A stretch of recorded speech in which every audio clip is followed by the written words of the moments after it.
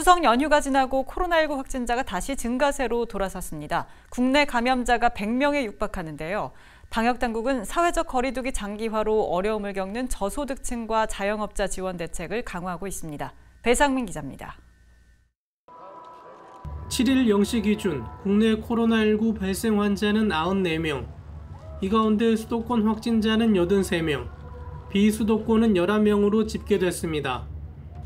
방역당국은 주말 검사량 감소의 영향이 사라지며 확진자가 다소 증가한 것으로 보고 있습니다. 사회적 거리두기 장기화로 인한 국민 피로도 누적과 자영업자 피해를 위한 대책 마련에도 집중하고 있습니다.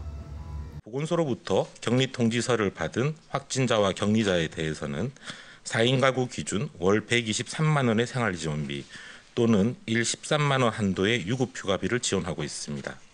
코로나19로 소득이 감소한 저소득층을 대상으로 4인 가구 기준 100만 원을 지급하는 위기가구 긴급생계지원금은 10월 12일부터 신청을 받아 연내에 지원할 예정입니다.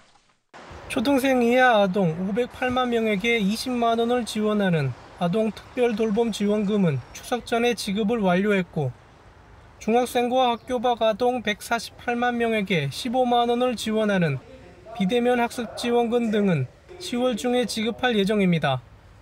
또한 코로나19로 어려움을 겪는 소상공인에 대해 100만 원에서 200만 원을 지원하는 소상공인 새희망 자금은 지난 10월 5일까지 약 198만 명에 대해 2조 넘게 지원했으며, 폐업 신고한 소상공인에 대해 50만 원을 지원하는 제도전 장려금은 10월 5일까지 약 7,200여 명에게 지급했다고 설명했습니다.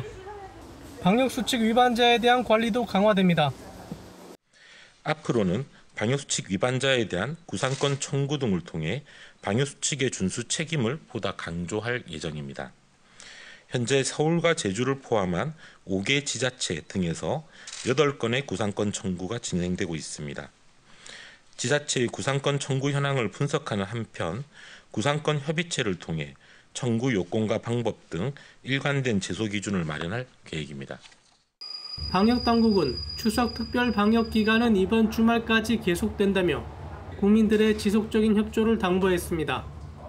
또한 연휴 이후 발열이나 기침 등 호흡기 증상이 있을 경우 반드시 선별진료소를 방문해 검사를 받을 것을 권고했습니다. BTV 뉴스 배상민입니다.